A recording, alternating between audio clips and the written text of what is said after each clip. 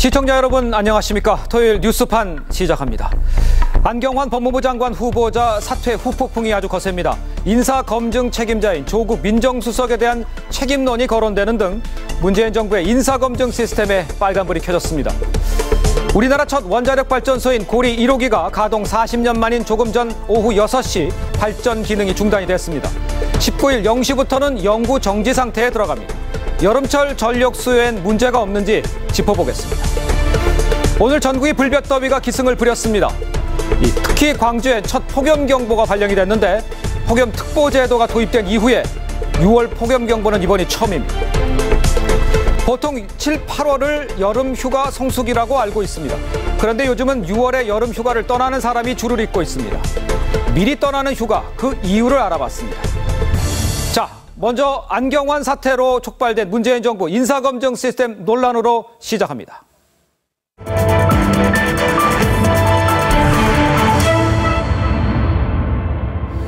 자, 어제 안경환 전 법무부 장관 후보자가 사퇴를 했습니다. 자, 그러면서 이 좀 후보자들을 좀 살펴를 좀 보니까 이 그동안 검증 의혹이 불거진 장관 후보자 상당수는요, 문재인 대통령과 가깝거나 캠프에서 일했던 인사들입니다. 새 정부의 국정 철학을 이해하는 인사로 채우다 보니 인재풀이 좁아지고 또 코드 인사 논란이 인다, 이런 우려가 나옵니다. 첫 소식 홍혜영 기자입니다. 혼인신고 위조와 아들 특혜 의혹, 여성 비하 논란 등으로 사퇴한 안경환 전 법무부 장관 후보자는 2012년 대선 캠프 때부터 도와온 문재인 대통령의 멘토로 꼽힙니다. 문재인 대통령의 법무부 탈검찰화 약속 이행의 의미가 담겨 있습니다. 논문 표절과 측근 특혜 채용 의혹이 불거진 김상곤 사회부총리 후보자는 대선 캠프 공동 선대위원장이었습니다. 음주운전 이력과 주식 보유로 논란이 된 조대엽 고용노동부 장관 후보자와 고액자문료, 딸 취업 특혜 의혹 등이 일고 있는 송영무 국방부 장관 후보자 역시 선거 때 문 대통령을 도왔습니다. 지금까지 지명한 15명의 장관급 가운데 관료 출신인 김동연 경제부총리와 강경화 외교부 장관 후보자를 제외하면 상당수가 친문 또는 대선 캠프 인사거나 참여연대 등 시민단체 출신입니다. 국정 철학 공유의 무게를 두다 보니 코드가 비슷한 인사를 뽑게 되고 인사풀도 한정되는 게 아니냐는 지적이 나옵니다. 이번 사태로 인해 청와대 인사 검증 시스템뿐만 아니라 코드 인사의 문제점이 확연히 드러났습니다. 청와대 관계자는 3배수 추천을 받는 게 원칙인데 정권 초 인수위가 없다 보니 단독 또는 복수 추천을 받은 경우가 많았다고 했습니다. 청와대는 다음 주부터 본격적으로 인사추천위원회를 가동한다는 계획입니다. TV조선 홍혜영입니다. 자, 그런데 안경환 후보자 낙마 이유에 대해서 청와대 검증 시스템에 문제점이 드러났다는 지적도 나옵니다. 이 기본적인 검증 사안과 과거 신상 자료 등을 제대로 들여다보지 않은 것 아니냐라는 겁니다. 야권에서는요, 조국 민정수석이 책임지고 사퇴하라는 말까지 나옵니다. 김정우 기자입니다. 비검찰 출신 법학자를 임명함으로써 권력기관을 정치에서 독립시키는 동시에 권력기관 개혁의 의지를 담은 것입니다. 문재인 대통령은 조국 민정수석 임명으로 권력기관 개혁 의지를 강하게 보였지만 내부 인사 검증에 칼날은 무뎠다는 평가가 나옵니다. 친문 또는 캠프 인사에 대해 기초적인 사안이나 과거 신상 자료 등을 제대로 점검하지 않았고 대통령이 직접 강조했던 5대 인사 원칙도 후퇴했다는 지적입니다. 목적을 앞서놓고 그 수단은 이것이 좀 문제가 있더라도 이것은 국민들이 인정하고 양해해 줄 것이다. 그런 어떤 인식으로 가기 때문에 민정수석실이 이른바 과거 적폐 청산 작업에 집중하느라 검증에 상대적으로 신경을 쓰지 못한 것 아니냐는 관측도 있습니다. 민정수석실의 경험 미숙과 조국 수석의 검증 능력도 도마 위에 올랐습니다. 자유한국당은 조 수석이 책임지고 물러나라고 요구했습니다. 이제라도 잘못 끼운 첫 단추를 다시 끼워야 합니다. 그 시작은 인사검증 책임자인 조국 민정수석을 경질해야 합니다. 국민의당도 인사 시스템 마비는 비판받아야 한다며 조국 수석이 인사검증 책임자란 건 언행불일치의 백미라고 했습니다. TV조선 김종호입니다. 자, 그런데 후보자의 낙마 이유를 또 다른 곳에서 찾는 목소리도 있습니다. 이 청와대와 여당이 각종 의혹으로 논란을 빚는 일부 장관 후보자들에 대해서 찬성 여론이 높으니 국민검증을 통과한 거라며 인사를 강행한다는 겁니다. 이 야권과 협치보다 여론을 앞세워서 인사를 강행하려는 게 문제라는 지적입니다. 야당은 인사 강행 시에 협치는 물 건너간다면서 대통령의 사과를 요구합니다. 지선호 기자입니다. 문재인 대통령은 검증 결과를 보고 최종적으로 판단하는 것은 국민의 몫이라며 장관 후보자에 대해 찬성 여론이 높다고 했습니다. 여야 간 협치를 강조했던 취임 초와 달리 여론에 기반을 두고 인사를 하려는 것 아니냐는 해석이 나옵니다. 민주당도 후보자들이 국민 눈높이를 낮췄는데도 야당이 발목 잡기를 하고 있다고 비판했습니다. 김상조 후보의 경우는 적합이 65.6%, 김희수 후보는 54.6%, 야당이 가장 반대한다는 강경화 후보의 경우도 임명 찬성이 62%로. 하지만 야당은 여론조사 문항이 야당 반대로 청문보고서 채택이 무산될 경우 대통령이 어떻게 해야 하냐는 식의 편향적 내용이어서 찬성 응답이 높게 나올 수밖에 없다고 반박했습니다. 야당은 청와대가 강경화 후보자 임명을 강행하면 협치는 물 건너갈 것이라고 경고했습니다.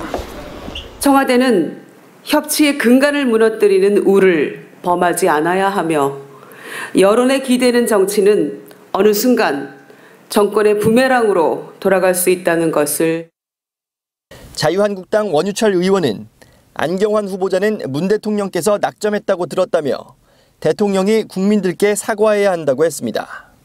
TV조선 지선호입니다. 자, 그런데 안경환 법무부 장관 후보자는 사퇴로 이 문제가 일단락된 듯 보였습니다. 자, 그런데 검증 과정에 대한 진실 공방 지금 계속되고 있습니다. 안 전 후보자는 허위 혼인신고 문제를 청와대가 물어봤다, 이런 취지로 말을 했었습니다. 그런데 청와대는 그 사실을 사전에 몰랐다고 부인을 합니다. 이 도대체 어떻게 된 일인지 윤동빈 기자가 보도합니다. 앞에 잠시만. 안경환 법무부 장관 후보자는 어제 사퇴 의사를 밝히기 9시간 전 허위 혼인신고 등에 관한 기자회견을 열었습니다. 저만의 이기심에 눈이 멀어 당시 사랑했던 사람과 그 가족에게 실로 어처구니 없는 잘못을 저질렀습니다. 안 전 후보자는 허위 혼인신고 사실에 대해 청와대로부터 며칠 전 또는 일주일 전쯤에 질의가 와 의혹 대부분을 해명했다고 했습니다. 청와대가 허위 혼인신고 의혹을 미리 알고 있었다는 뜻으로 들립니다.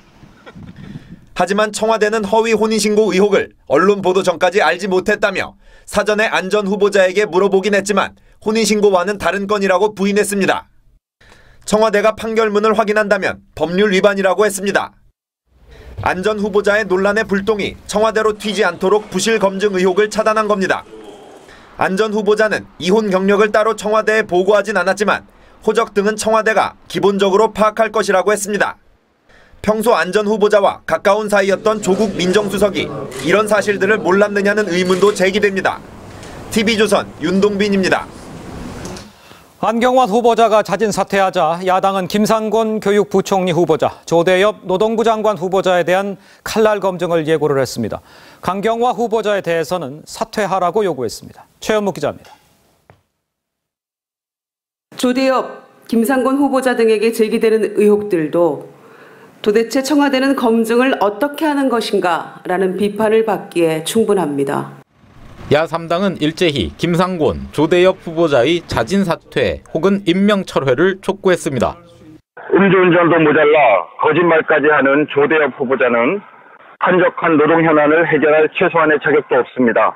김상곤 후보자의 논문 표절 의혹은 교육부 수장의 자질을 의식해야 합니다. 김상곤 또 조대엽 후보자의 경우에도 심각한 문제점들이 제기되고 있는데 빨리 임명을 철회하거나 아니면 스스로 사퇴하는 것이. 안경환 후보자가 사퇴하자 초점을 김상곤, 조대엽 후보자로 옮기는 모양새입니다. 청와대가 임명 강행을 시사한 강경화 후보자 사퇴도 요구했습니다. 남의 자식 기생시켜서 자기 자식 잘되게 하겠다고 하는 그런 사람은 장관 후보자가 아니라 대한민국 국민의 한 사람으로서의 자격도 없다고 저는 분명히 말씀드립니다. 딸이 국방부 산하기관에 특혜 채용됐다는 의혹이 제기된 송영무 국방부 장관 후보자에 대한 공세도 거세질 것으로 보입니다. TV조선 최현묵입니다. 자유한국당 새 당대표를 뽑는 7.3 전당대회가 오늘 후보 등록을 시작으로 막이 올랐습니다. 홍준표, 원유철, 신상진 후보 간 3파전 양상입니다. 바른정당은 광주에서 첫 정책 토론회를 열었습니다. 정수양 기자가 보도합니다. 자유한국당 새 당대표에 홍준표, 원유철, 신상진 후보가 도전장을 냈습니다.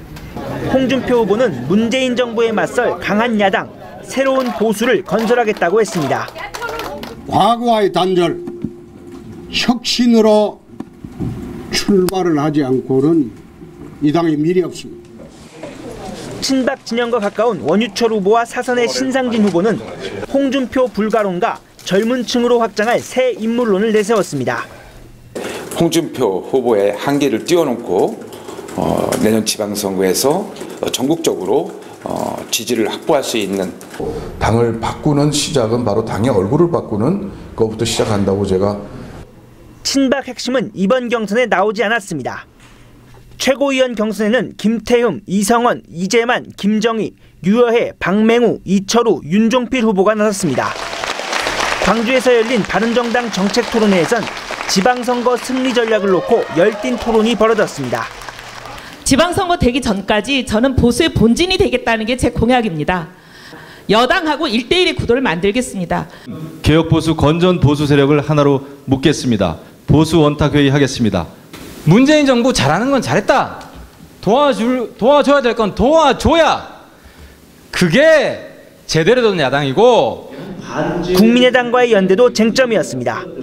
만약 바른당과 국민의당이 연대를 해서 정책 연대를 하나만 제대로 하면 그게 캐스팅 보트를 줄 수가 있습니다. 아무리 통합을 외쳐도 지지율이 떨어지면 당은 어려워집니다. TV조선 정수양입니다. 1977년 6월 우리나라에서 처음으로 운전을 시작한 고리 1호기 원전이 내일 자정부터 영구 정지됩니다. 현장에 취재기자 연결합니다. 이심철 기자, 고리 원전 1호기 운전이 지금 중단이 됐습니까? 네, 한국수력원자력은 고리 원전 1호기에 1시간 전쯤 전기를 끊고 발전기 가동을 중단했습니다. 동시에 냉각제 가동을 시작했습니다. 터빈을 멈추면 300도가 넘는 원자로 내부 온도가 점차 내려가게 됩니다. 내일 밤 12시가 되면 90도 밑으로 떨어질 것으로 보입니다. 원자로는 93도 아래로 내려가면 저온 정지 상태가 되고 한수원은 이때 영구 정지 판정을 내립니다.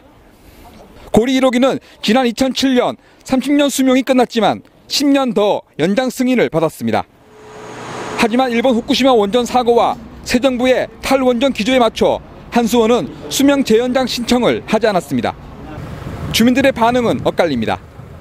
불안하고 오래돼 놓이 그 하는 값더라고 사람들이 떴는데도 오래 걸리지만은 하도 사고율이 자꾸 가동이 자꾸 사고율이 많고 이래나. 사실 원전 때문에 우리가 이쪽에 많이 혜택을 많이 보고 살잖아요. 그러니까 중단이 하나 되면 또 오리콕이 또 중단된다 하고 이러니까 우리는 사실은 그에 대한 좀 아픔이 있죠. 원전 연료봉은 2주 정도 냉각을 더 시킨 뒤 5년 동안 보관됩니다. 그리고 해체 계획서에 따라 해체 수순을 밟게 됩니다. 고리 1호기 퇴역식은 오는 19일에 열립니다. 지금까지 고리 원전에서 TV조선 이심철입니다. 아직 6월 중순인데 벌써부터 이렇게 더우면 어쩌나 싶으실 겁니다. 광주엔 올해 첫 폭염경보가 발령됐고 서울과 수도권 지역은 강한 햇볕에 오존 농도도 높아졌습니다. 일찌감치 찾아온 불볕더위, 유혜림 기자가 보도합니다. 햇볕에 달궈진 자전거 도로에 아지랑이가 피어오릅니다. 부채질을 하고 시원한 음료수를 마셔도 더위는 가시질 않습니다. 되게 갑자기 후덥지근해졌고요. 너무 더워서 지금 되게 힘들어요. 오늘 광주에 올해 첫 폭염경보가 내려졌습니다. 지난해보다 22일 앞당겨진 것으로 6월에 폭염경보가 내려지기는 폭염특보제도를 도입한 이후 처음입니다. 다도 티셔츠가 다 젖을 정도로 덥고요. 지금 발바닥도 너무 뜨거워서 광주 이외의 지역에서도 30도 안팎의 무더위가 이어지면서 폭염주의보가 발효됐습니다. 강한 햇볕의 영향으로 대기 중 오존 농도도 높게 나타났습니다. 서울, 경기, 대전 등 내륙 지역을 중심으로 오존 농도가 나쁨을 기록했습니다. 오존은 대기 중 오염물질이 강한 자외선을 받아 생기는데 고기압의 영향으로 구름이 없는 맑은 날씨가 이어지면서 크게 늘어났습니다. 전국이 맑은 가운데 낮 동안에 강한 햇볕으로 인해 기온이 33도 안팎으로 더운 날씨가 이어지고 있습니다. 기상청은 당분간 맑은 날씨가 이어지면서 폭염경보 발령 지역이 더 늘어날 것으로 전망했습니다. TV조선 유혜림입니다. 더위에 맞춰 오늘 동해안과 서해안의 해수욕장이 개장했습니다. 서해안의 한 해수욕장에만 18만 인파가 몰렸는데요. 들판으로 나간 피서객들도 바람을 맞으며 더위를 날렸습니다. 성민혁 기자의 보도입니다. 해수욕장에 잔잔한 파도가 밀려옵니다. 어른아이 할 것 없이 시원한 바닷물에 몸을 던집니다. 짓궂은 장난도 치며 더위를 쫓아냅니다. 가족들이랑 와서 좋고 지금 막 모래놀이도 하고 물놀이도 하고 하니까 더운 게 싹 가시는 것 같아요. 아이들은 고운 모래가 펼쳐진 백사장에서 소꿉 장난을 합니다. 덥지 않을까 걱정했는데 시원한 물에 발 담그니까 더운 줄도 모르겠고 애기도 모래놀이하고 잘 놀아서. 동해안에서도 처음으로 영일대 해수욕장이 문을 열었습니다. 아직 바닷물은 차지만 바지를 걷고 폴짝폴짝 뛰어봅니다. 네, 사람들도 이제 더우니까 바다 많이 오고 해서 여름 느낌도 나고 좋은 것 같아요. 경기와 강원을 잇는 평화누리길 걷기 행사엔 400여 명이 참가했습니다. 임진각 평화누리 공원에선 음악 소리가 울려 퍼졌습니다. 학생들과 오케스트라가 통일을 염원하는 합주를 선보였습니다. 어린이들은 바람을 등지고 연을 날리며 더위를 쫓아냅니다. 연 날리기에 바람이 잘 불고 날라기 좋은 날씨인 것 같아요. 여름은 파도와 바다 그리고 바람을 등에 업고 우리 곁으로 성큼 다가왔습니다. TV조선 성민혁입니다. 휴가는 7, 8월에 떠난다는 것도 이젠 옛말입니다. 6월에 일찌감치 휴가를 떠나는 사람들이 매년 30%씩 늘어나는 추세입니다. 구민성 기자입니다. 회사원 위수정 씨는 2달 전부터 이번 달에 떠나는 일본행 비행기 티켓을 예약했습니다. 성수기보다 저렴하게 항공권과 숙박을 구할 수 있기 때문입니다. 성수기 때보다 20-30% 그거보다 더 낮은 것 같아서 더 저렴하게 예약할 수 있었습니다. 회사원 오상진 씨도 이번 달에 휴가를 떠날 계획입니다. 지난해 성수기 휴가 때 고생했던 기억 때문입니다. 날씨도 굉장히 더웠고 사람들도 피서지에 굉장히 많아서 굉장히 즐기지 못했거든요. 그리고 또 와이프가 지금 현재 임신 중이어가지고 좀 붐비는 걸 피하려고 하는. 시기와 상관없이 실속을 챙기려는 여행객들과 더불어 빨리 찾아온 더위도 6월 여행객들이 늘어난 이유 중 하나입니다. 지난해 6월에 해외여행을 간 사람은 177만 명으로 1년 전 137만 명보다 30% 가까이 증가했습니다.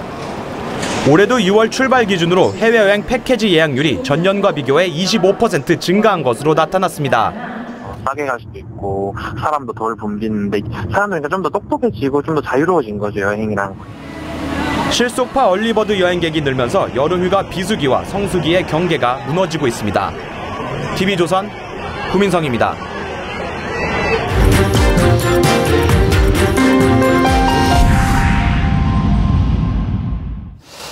네, 문정인 통일 외교안보 특보가 미국 워싱턴에서 미국을 자극할 수 있는 발언을 연일 쏟아내고 있습니다. 사드 때문에 한미 관계가 파탄나면 그게 동맹이냐 이렇게 말을 했고, 북한이 핵미사일 활동을 중단하면 한미 군사훈련과 미국의 전략자산도 축소할 수 있다 이렇게 말을 했습니다. 시청자 여러분은 어떻게 생각하십니까? 김남성 기자입니다.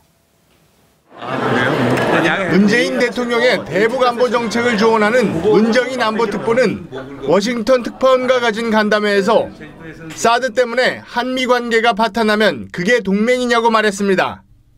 문 특보는 북한이 핵미사일 활동을 중단하면 한미 군사훈련을 축소할 수 있다면서 한미 전략자산 전개를 축소하는 것도 염두에 두겠다고 했습니다.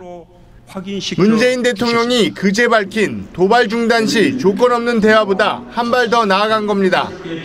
북한이 핵과 미사일의 추가 도발을 중단한다면 북한과 조건 없이 대화에 나설 수 있음을 분명히 밝힙니다. 국민의당은 논평을 내고 국익에 도움이 안 되고 북한 비위를 맞추는 저자세 외교라고 비판했습니다. 문특보는 14일에는 사드를 배치하든 안 하든 미국 정부가 알아서 할 일이라고 했습니다.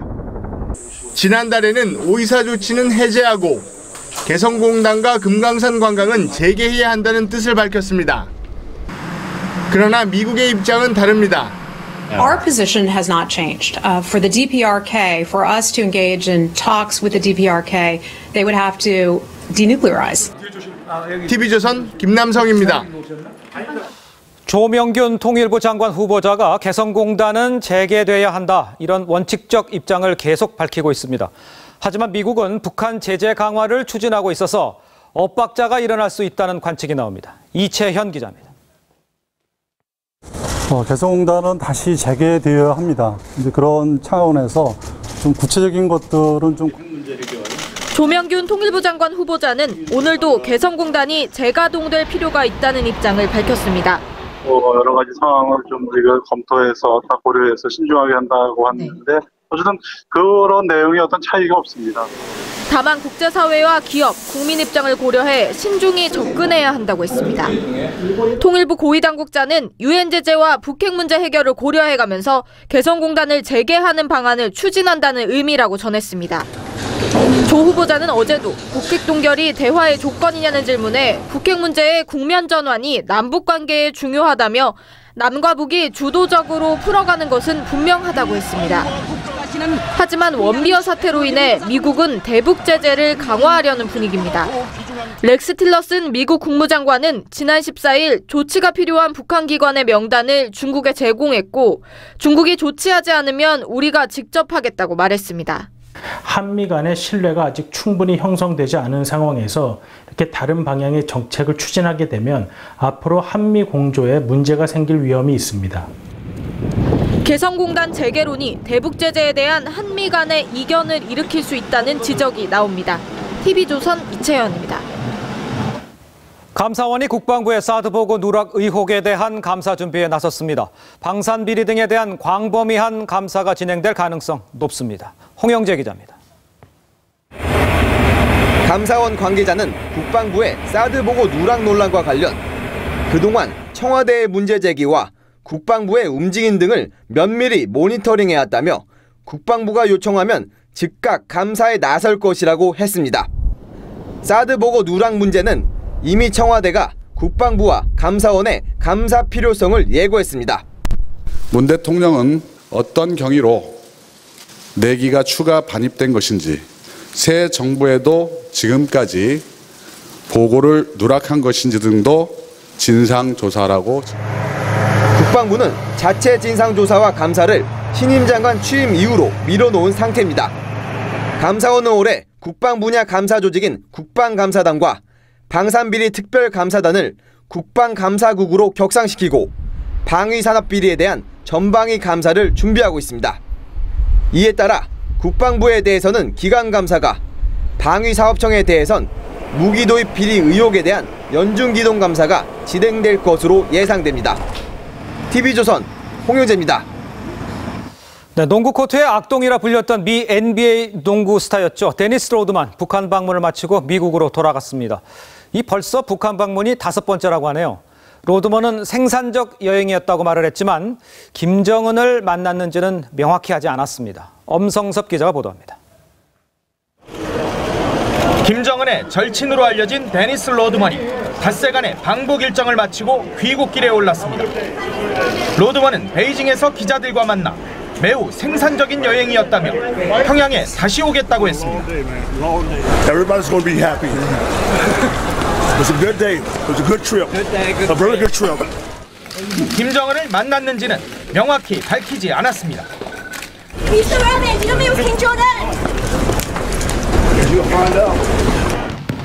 지난 13일 북한을 찾은 로드먼은 북한 여성농구팀과 농구 경기를 하고 김일성 생가인 만경대와 동물원 등을 방문했습니다. 김일국 북한 체육상을 만나 트럼프 미 대통령의 저서와 자필 서명 셔츠, 비누 등 김정은에게 줄 선물을 전달했습니다. 지난 2013년부터 시작된 로드만의 평양 방문기를 다큐멘터리로 제작한 빅뱅 인 평양이 내일 저녁 9시 10분 TV조선을 통해 방송됩니다. 이 다큐에는 외부에 잘 알려지지 않은 평양의 거리, 물놀이장 등 곳곳을 방문한 장면이 담겼습니다. It's not so bad, but people want to make it like that country is so it's like the devil, and it's not. TV조선 엄성섭입니다. 자, 문재인 대통령과 도널드 트럼프 미국 대통령의 정상회담을 앞두고 지금 일부 이상 신호가 감지가 되고 있습니다. 정치부 홍혜영 기자와 좀 더 자세히 이야기 나눠보도록 하겠습니다. 안녕하세요. 안녕하세요. 자, 먼저 홍 기자, 정확히 문재인 대통령의 방문 날짜가 언제입니까? 열흘 정도 뒤인 28일에 문재인 대통령이 출국을 합니다. 예. 문 대통령과 트럼프 대통령은 우리 시간으로 29일과 30일 이틀 동안 백악관에서 한미 정상회담 등 공식 일정을 소화합니다. 예. 문 대통령 취임 뒤 첫 순방이자 두 정상의 첫 회담입니다. 예. 지금 보면은 그야말로 얼마 남지 않은 것 같은데 지금 이상 징후가 감지되고 있다. 어디에서 어떤 식으로 나오고 있다는 얘기입니까? 네, 북한에서 구금됐던 미국 대학생 오토 원비어 씨가 미국에 의식 불명 상태로 귀국했다는 소식에 미국 여론이 들끓고 있습니다. 예. 네, 당초 원비어 송환 소식에 북미 간 대화 재개 가능성이 한때 언급되기도 했었는데요. 예. 하지만 현재로서는 희박해진 분위기입니다.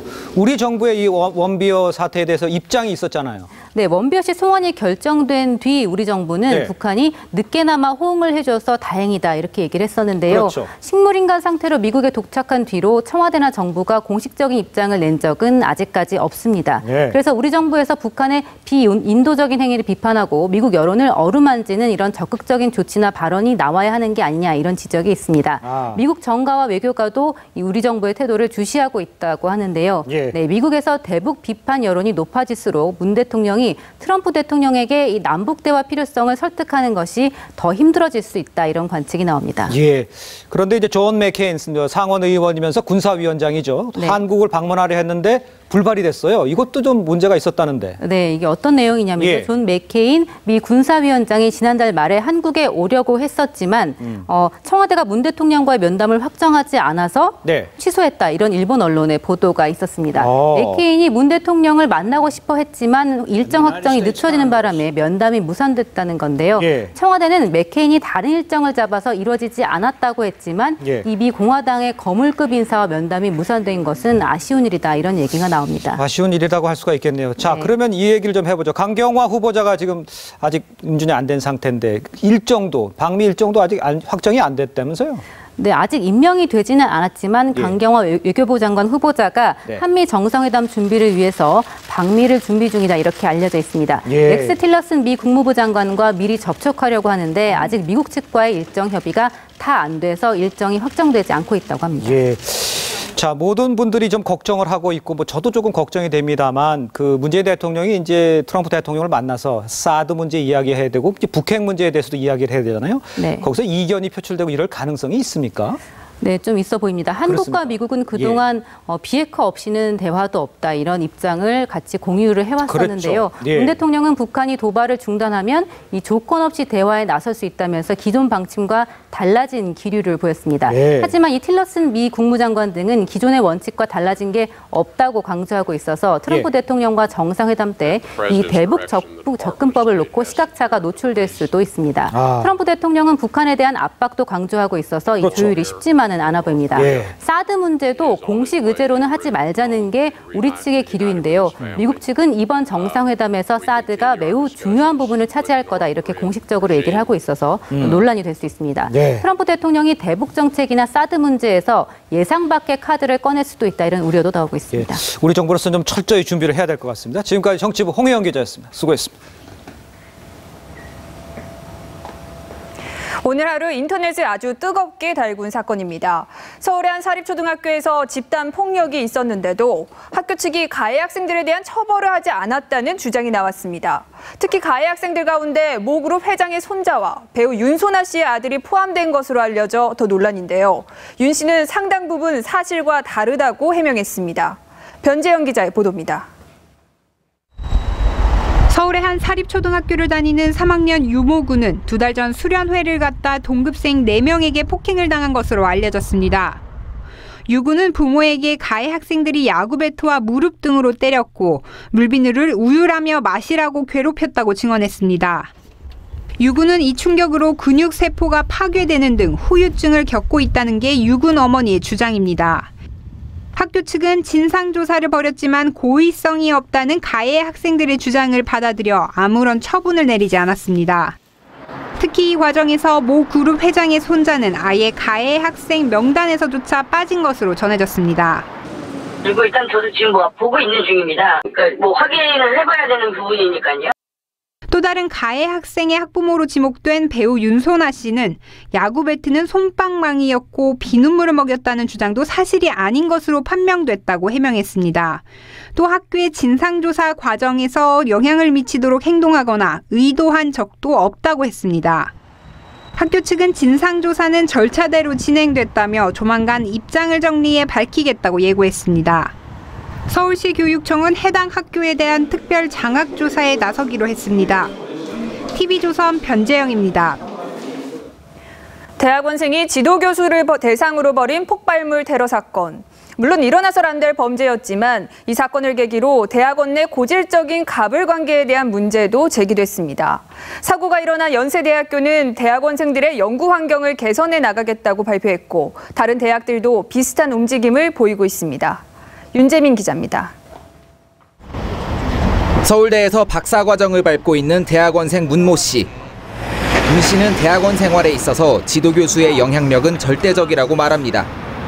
지도교수가 사실상 졸업 여부를 결정하기 때문입니다. 졸업도 이제 지도교수님이 이 학생이 졸업할 만한 자격을 갖추는지 거의 혼자서 판단을 하고 교수님이 안 된다고 하면은 할 수가 없는 거죠. 서울대학교 인권센터가 대학원생들을 상대로 조사했더니 33.8%가 폭언과 욕설을, 14.6%가 집단 따돌림을 당한 것으로 드러났습니다. 하지만 43%는 부당한 대우에 아무런 대응을 못했습니다. 폭발물 테러 사건을 겪은 연세대학교는 대학원생 고충 처리팀을 만들었습니다. 대학원생 인권 문제가 사제폭탄 사건에 어떤 식으로든 영향을 줬을 수 있다는 판단 때문입니다. 서강대 대학원 학생회도 대학원생의 인권 보장을 촉구하는 권리장전을 제정했습니다. 인권센터에 대한 설치에 대한 부분에 좀 더 집중을 했고요. 인권위원회에 대해서도 약간 좀 더 그런 얘기를 한 부분도 있고요. 하지만 도제식 시스템을 개선하지 않고는 근본적인 해결이 어렵다는 한숨도 나옵니다. TV조선 윤재민입니다. 가상화폐 비트코인의 가격이 사흘 내리 하락세를 보이고 있습니다. 최근 범죄와 탈세에 이용되는 사례가 늘면서 불안정한 모습을 보이고 있는데요. 내국인의 투자가 늘면서 정부는 고민에 빠졌습니다. 김지아 기자입니다. 스마트폰으로 상대방의 QR코드를 스캔하자마자 돈이 이체됩니다. 가상화폐 비트코인의 송금 방식입니다. 이 화폐로서는 좀 신빙성이 조금 아직은 좀 의심이 가는 부분이 있다는 게 단점인 것 같고요. 굳이 내가 들고 있지 않아도 되니까 사용하기나 이런 면에서는 좀 편리할 수 있을 것 같다는 게. 금융기관을 거치지 않아 수수료가 없고 간편하지만 보안에 대한 의구심은 여전합니다. 실제로 비트코인 가격은 지난주에 닷새 만에 19%나 뚝 떨어졌습니다. 글로벌 주요 비트코인 거래소의 해킹 소식이 악재로 작용한 겁니다. 가격이 급락하거나 급변하는 위험성이 있어서 이를 일반적인 형태의 투자로 접근하는 데는 개별 투자자들에게 상당한 위험이 수반될 것으로 생각됩니다. 하지만 최근 국내에선 투자 수단으로 각광받고 있습니다. 전 세계 유통 중인 비트코인의 10%는 원화로 결제되고 있습니다. 우리나라가 유럽과 호주를 제치고 가상화폐 투자를 주도하는 겁니다. 정부의 고민이 깊어지는 대목입니다. 금융위원회, 한국은행 등은 지난해 11월부터 TF팀을 구성해 가상화폐에 대한 법적 정의, 거래소 등록제 등을 검토하고 있는데 금과 같은 일반 재화의 성격도 가지고 있어 화폐로 규정하기에 맞지 않다는 지적도 나오고 있습니다. TV조선 김인지입니다. 아파트 신규 분양이 사실상 올스톱됐습니다. 주택도시보증공사가 분양보증 발급을 중단하면서 벌어진 일인데 분양을 앞둔 건설사들은 속이 타들어갑니다. 박상현 기자입니다. 서울 용산의 한 아파트 단지 건설 현장. 당초 건설사는 다음 주 견본주택을 열고 이번 달 말 분양 공고를 낼 예정이었습니다. 하지만 돌연 분양이 연기됐습니다. 지자체의 분양 승인을 받지 못했기 때문입니다. 지급 보증이 안 되면 뭐 어떻게 사람들이 신용대출해갖고 그거를 사기는 어렵잖아요. 그것 때문에 또 고려가 될 수도 있겠다는 얘기가 분양 보증은 분양 사업자가 파산 등으로 분양을 못할 경우 대금의 환급 등을 책임지는 제도입니다. 하지만 정부는 부동산 대책 발표를 앞두고 분양 보증을 하면 규제를 피해간다고 판단해 업무를 중단시켰습니다. 이 때문에 전국 30여 개 아파트 단지가 분양 일정에 차질을 빚을 전망입니다. 분양 일정에 민감한 건설사들은 당장 혼란에 빠졌습니다. 저희가 어떻게 할 수가 있는 게 아니라서 일반 분양 같은 거 이제 PF를 일으켜 놓으니까 그 대출 이자가 계속 발생하죠. 일각에선 분양이 계속 지연될 경우 시장에 불안을 초래할 수 있다는 지적도 나옵니다. 소비자들한테도 그 비용이 전가될 가능성이 많습니다. 그래서 경제적으로 단기적으로 큰 충격이 올 가능성이 있기 때문에 이런 정책들은 극도로 좀 조심해서 해야 됩니다.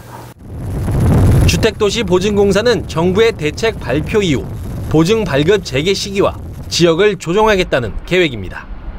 TV조선 박상현입니다. 네, 미 칠함대 소속 이지스 구축함이 필리핀 컨테이너선과 충돌을 해서 승조원 7명이 실종이 됐습니다. 좀 상상이 되십니까? 어떻게 첨단 장비를 갖추고 있는 이런 대형 선박 두 척이 충돌할 수 있었을까요? 이 충돌할 때까지 아무런 조치도 없었다고 합니다. 윤혜웅 기자입니다. 태평양을 항해하는 미 해군 이지스 구축함 피츠제럴드함. 우연히 형편없이 찌그러졌습니다. 이지스함의 생명인 스파이-1D 레이더가 타격을 받았고 미사일 방어를 위한 전파 교량기는 통째로 뭉개졌습니다. 오늘 새벽 2시 반쯤 일본 요코스카항을 나서 항해 중이던 미 해군 칠함대 소속 피츠제럴드함이 필리핀 컨테이너선의 측면을 들이받쳤습니다. 사고가 난 지점이 해안에서 20km 거리로 비교적 가까웠던 덕분에 대형 인명사고로는 번지지 않았습니다. 하지만 이 충돌로 피츠제럴드함 우연에서 근무 중이던 수병 등 승조원 7명이 실종됐고 3명이 다쳤습니다. 파손된 군사장비의 수리에만 우리 돈 수백억 원이 들 것으로 예상됩니다. 피츠제럴드함은 배수량 8,300톤짜리 구축함으로 큰 배지만 컨테이너선은 3배 이상 무거운 29,000톤급입니다. 필리핀 컨테이너선의 신고를 받은 일본 해상자위대는 사고 해역 주변을 정밀 수색하고 있습니다. 또한 다양한 장비를 갖춘 두 대형 선박이 왜 이렇게 어이없이 충돌했는지 그 원인을 놓고도 조사가 진행 중입니다. TV조선 윤혜웅입니다. 네, 서독과 동독으로 나뉘었던 독일을 통일로 이끈 독일 통일의 아버지 헬무트 콜 전 총리가 세상을 떠났습니다. 위대한 정치인의 별세에 전 세계가 지금 애도를 표하고 있습니다. 이미지 기자입니다. 독일 최장수 총리이자 유럽 통합과 독일 통일의 상징인 헬무트 콜 전 총리가 87세를 일기로 숨졌습니다. 1982년 서독의 마지막 총리로 취임해 16년간 재임한 콜은 분단 독일의 통일을 이끌고 유럽연합을 탄생시켜 통일 총리, 통합 유럽 지도자로 평가받고 있습니다. 동독 출신의 앙겔라 메르켈 현 독일 총리를 발탁한 것으로도 유명합니다. Die Wiedererlangung der Einheit unseres Vaterlandes und die Einigung Europas. Helmut Kohl verstand, dass das eine und das andere untrennbar verbunden waren. 승승장구하던 콜 전 총리는 기민당 정치자금 의혹 사건으로 수세에 몰리며 지난 2000년 공식적으로 정계를 은퇴했습니다. 콜은 말년의 건강 악화와 끊임없는 가족 불화설에 시달렸습니다. 우울증을 앓던 첫 번째 부인이 스스로 목숨을 끊은 후 자신의 비서였던 35살 연하 마이케와 재혼했지만 새 부인에게 사실상 통제된 상태로 지낸다는 소문이 무성했습니다. 트럼프 미국 대통령은 콜의 죽음을 애도하며 전 세계에 도움을 준 그의 유산이 계속 이어질 것이라고 말했고 프랑스 대통령과 이탈리아 총리, 유럽연합 정상회의 상임의장 등도 위대한 유럽인을 잃었다며 애도했습니다. TV조선 이미지입니다. 네, 미국인 3명 중 2명이 트럼프 대통령의 국정 운영에 반대하는 것으로 나타났습니다. 러시아 게이트를 정면 돌파하려는 트럼프의 전략은 먹히지 않고 오히려 발목을 단단히 잡힌 모양입니다. 송병철 기자입니다. 트럼프 미 대통령은 현지 시각 16일 트위터에 FBI 국장을 해임하라고 한 바로 그 사람에 의해 수사를 받고 있다. 이건 마녀사냥이라고 썼습니다. 대통령은 자신에게 제임스 코미 전 FBI 국장 해임을 건의한 장본인인 로드 로젠스타인 법무부 부장관이 뮬러 특검을 임명해 이 사건 수사를 지휘하는 걸 비난한 겁니다. 코미 전 국장의 의회 진술 이후 백악관의 정면 돌파 의지에도 불구하고 트럼프 지지율이 하락세를 면치 못하자 책임을 전가하는 전술을 내놓았다는 분석입니다. 미 AP통신과 시카고 대학 여론연구센터 NYC의 공동 여론조사에서 트럼프 국정 운영에 반대한다는 응답자는 전체의 64%를 차지했습니다. 찬성은 그 절반 남짓인 35%에 그쳤습니다. 미국인 3명 중 2명 가까이가 트럼프 국정 운영에 반대하는 겁니다. 이 같은 분위기를 반영한 듯 트럼프 대통령의 취임 후 첫 재산 공개에도 여론은 차갑기만 합니다. 트럼프 대통령은 정부 윤리청을 통해 10조 원 정도의 재산과 지난해 5월부터 1년간 변동 내역을 공개했는데 미 CNN은 사업가인 트럼프는 대통령을 사임하기 전까지 어떻게든 사업이익을 내고야 말 것이라고 싸늘한 시선을 보냈습니다. TV조선 송병철입니다. 네, 오늘 하루 놓치면 아쉬운 더하기 뉴스 시간입니다. 오늘은 정치부 박지호 기자 나와 있습니다. 안녕하세요. 자, 오늘 더하기 뉴스 첫 번째 키워드부터 보겠습니다. 갈마공항 전투기. 무슨 내용입니까? 북한 얘기 같은데. 네, 북한 강원도 원산에 있는 갈마 비행장 얘기입니다. 예. 갈마공항은 지난 2015년 민간용으로 재개장됐습니다. 그 전까지는 군사용이었습니다. 예. 2015년 재개장 이후 대규모로 전투기가 포착된 적이 없었는데 예. 최근에 전투기 20여 대가 배치된 것이 화면에 포착됐습니다. 예. 미국의 소리방송이 보도한 사진에는 미그 19와 미그 21로 추정되는 전투기 20여 대가 계류돼 있는 것이 보입니다. 그렇군요. 지금 화면에 나오고 있는데 저 사진은 그럼 누가 찍은 겁니까? 네, 프랑스 국가우주센터와 에어버스사의 인공위성이 촬영한 것으로 알려져 있습니다. 이 전투기들은 공항 터미널에서는 한 1.6km 정도 떨어져 있는 곳에 머물러 있지만 언제든지 공항으로 이동할 수 있다고 VOA는 보도했습니다. 그렇군요. 자, 두 번째 키워드 보겠습니다. 아주 안전하다 홍보하는 사이트 같은데 무슨 내용입니까? 네, 북한에 1년 7개월간 억류돼 있다가 혼수 상태로 미국에 귀환한 오토 원비어 사건. 다 알고 있었죠. 모두 알고 계시죠? 예. 사람이 혼수 상태가 돼서 돌아왔는데 원비어의 북한 여행을 주선한 여행사는 홈페이지에서 북한은 아주 안전한 곳이다. 어허. 이렇게 소개를 하고 있습니다. 그럼 이 여행사는 도대체 어디에 있는 겁니까? 네, 북한 시안에 본사를 두고 있는 여행사입니다. 영 파이어니어. 중국 시안에? 예, 중국 시안에. 예. 영 파이어니어 투어스라는 여행사인데요. 이들은 홈페이지에서 북한이 엄청나게 안전하다. 북한은 아마도 지구상에서 가장 안전한 곳 중 하나일 것이다. 이렇게 주장을 하고 있습니다. 그러나 미국 정부가 북한 여행을 하지 말 것을 권고하는 내용은 소개하지 않고 있습니다. 그렇군요. 이 원비어의 아버지도 이 사이트를 언급을 했었잖아요. 예, 원비어의 부친이 그 기자회견을 열고 지금도 북한 전문 여행사들은 북한은 여행하기 안전한 곳이다 이렇게 소개를 한다 비난을 했습니다. 그렇죠. 북한 여행은 북한의 주요 수입원 중에 하나죠. 매년 5,000명 정도가 북한을 방문하고 이 가운데 20% 정도는 미국인인 것으로 알려져 있습니다. 이 때문에 미국 뉴욕타임즈는 미국 정부가 북한 여행 상품을 취급하는 여행사에 대해서도 제재 조치를 취해야 한다 이렇게 보도하기도 했습니다. 그렇군요. 자, 세 번째 키워드 보겠습니다. 6만 5천 건 국민소통공간 광화문 1번가에 세워진 건데 그 내용인 것 같습니다. 네, 문재인 대통령이 당선되고 국민들의 의견을 직접 듣기 위해서 설치했죠. 광화문 1번가에 6만 5천 건의 국민 의견이 접수됐습니다. 5월 26일부터 지난 15일까지 23일간 접수된 수치입니다. 홈페이지를 통해 접수된 게 5만 8,202건, 오프라인을 통해 접수된 것이 2,886건입니다. 인수위가 분석을 해봤더니 접수된 의견의 주요 키워드는 일자리, 고용, 청년, 여성, 기업, 학교, 비정규직으로 나타났습니다. 그러니까 국민의 관심사가 무언지가 여기 다 나와 있다고 볼 수가 있겠네요. 그렇게 보이는데요. 인수위는 이 6만 5천 건 가운데 전문가 등 검토를 통해 정책화가 필요하다고 판단된 617건은 정부 부처와 소관기관으로 전달했습니다. 이 가운데 101건은 벌써 정책에 반영하기로 했습니다. 국민인수위는 7월 12일까지 국민 의견을 추가로 접수해서 8월 말에 최종 보고서를 내기로 했습니다. 알겠습니다. 지금까지 정치부 박지호 기자였습니다. 수고했습니다. 퇴근하는 길에 또 요즘처럼 날씨가 더워지는 저녁이면 시원한 맥주 한 잔 생각나는 분들 많으시죠? 집에서 혼자 술을 마시는 홈술족이 늘면서 이들을 겨냥한 제품들도 다양해지고 있습니다. 최윤정 기자입니다. 30대 직장인 정종근 씨는 퇴근 후 종종 집에서 혼술을 즐깁니다. 보통 친구들이랑 약속 없을 때 집에 와서 심심하면 한 잔씩 하고요. 아니면 일 끝나고 집에 들어와서 피곤할 때 좀 푹 자고 싶을 때 한 잔씩 합니다. 하지만 혼자 마실 때면 비싸게 산 술이 남아서 아까울 때가 많았습니다. 이런 혼술족을 겨냥해 기업들이 작은 용량의 제품들을 잇따라 내놓고 있습니다. 시중에 많이 판매되는 와인은 보통 750ml입니다. 그런데 최근에는 이것의 4분의 1 정도 하는 187ml의 미니 와인도 등장했습니다. 미니 와인은 2,000원대로 가격 부담도 줄었습니다. 와인뿐 아니라 200ml 안팎의 위스키, 반으로 크기를 줄인 미니 맥주캔도 인기입니다.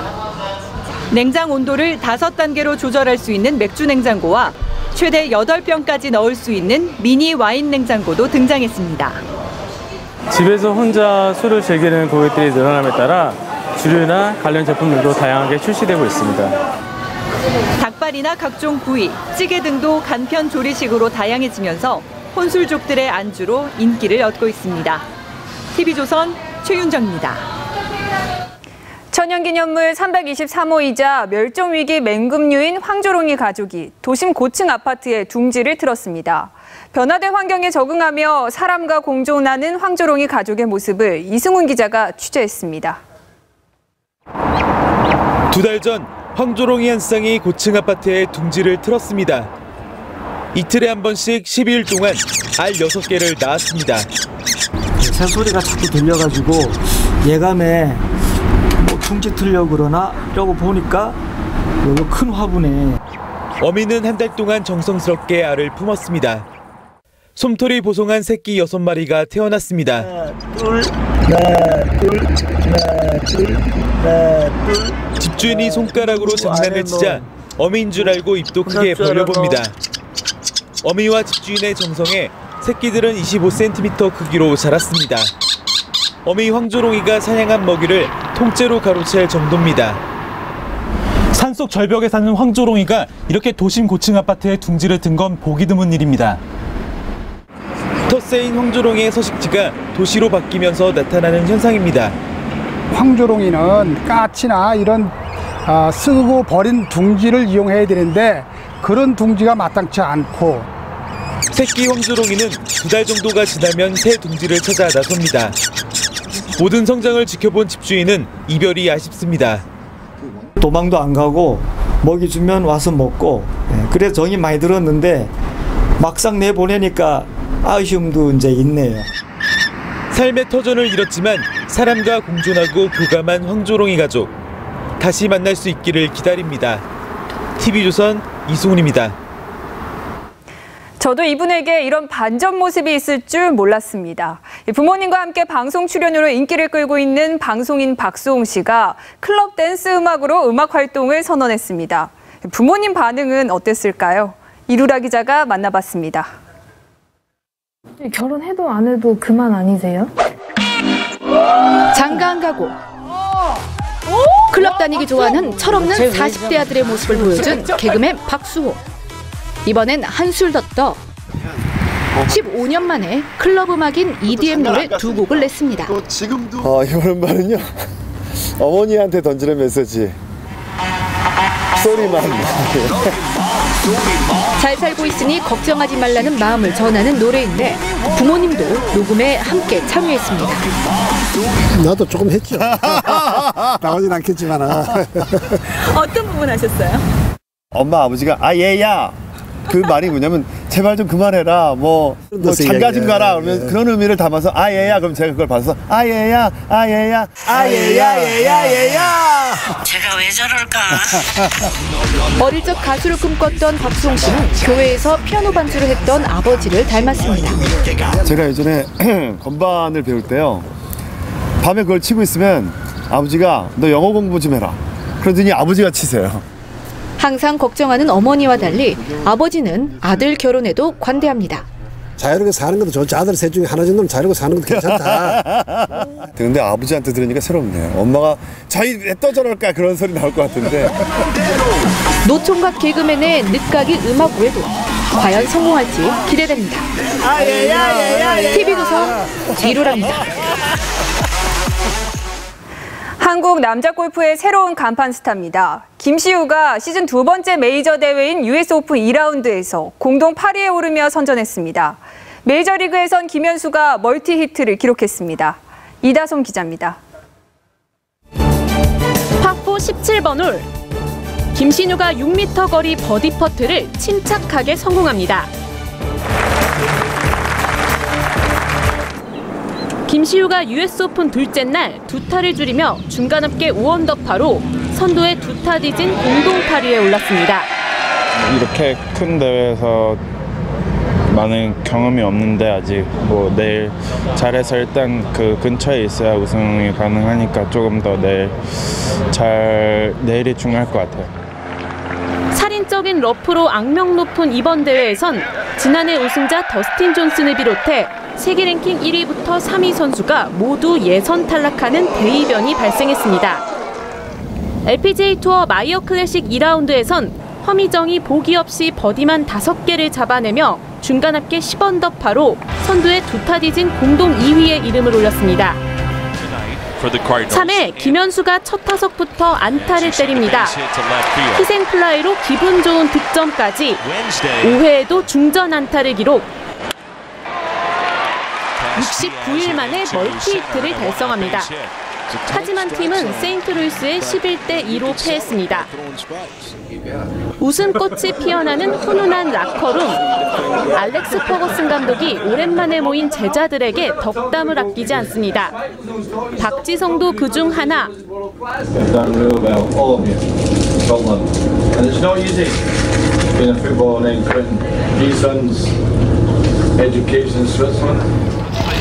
지난 5일 자선 경기에 초청된 박지성은 오는 30일 스페인 바르셀로나와의 레전드 매치에도 이름을 올렸습니다. TV조선 이다솜입니다.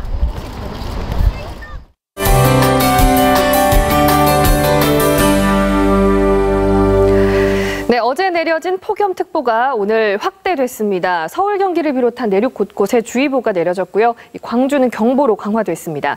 일요일인 내일은 물론 다음 주말까지도 이 30도를 웃도는 불볕더위는 계속될 것으로 보입니다. 이어지는 더위에 건강관리 잘 하셔야겠는데요. 내일 날씨 살펴보면요. 내일도 역시 하늘은 맑겠습니다. 나가실 때 선글라스나 양산 챙기셔서 자외선 차단에 신경을 쓰시고요. 낮 최고 기온은 오늘과 비슷한 수준 보이겠는데요. 이 폭염특보가 내려진 곳은 33도 안팎까지 오르겠습니다. 최저 기온은 20도를 밑도는 선으로 아직은 좀 선선해서 아침 저녁으로 산책하기 좋은 날씨입니다. 해상 날씨 서해상을 중심으로 안개가 짙게 끼겠습니다. 올해 역대 최악의 가뭄이 비상인데요. 당분간 비 예보가 없어 걱정입니다. 다음 주에도 대체로 맑은 날씨 이어질 것으로 전망됩니다. 날씨였습니다. 네, 뉴스에서도 자세히 전해드렸지만 문재인 정부대로 계속 이어지는 북한에 대한 대화 제스처에 이 미국의 불편한 기색이 역력합니다. 가뜩이나 미국인들 멀쩡했던 아들이 식물인간으로 돌아온 후에 경악을 넘어서 분노하는 상황입니다. 한미 정상회담이 10여일 앞으로 코앞입니다. 무엇보다 굳건한 한미동맹을 확인하는 자리가 되도록 정부의 철저한 준비가 필요합니다. 토요일 뉴스판 마칩니다. TV조선은 사실을 보고 진실을 말하는 노력을 계속하겠습니다. 저희는 내일 다시 찾아뵙겠습니다. 시청해주신 여러분 고맙습니다.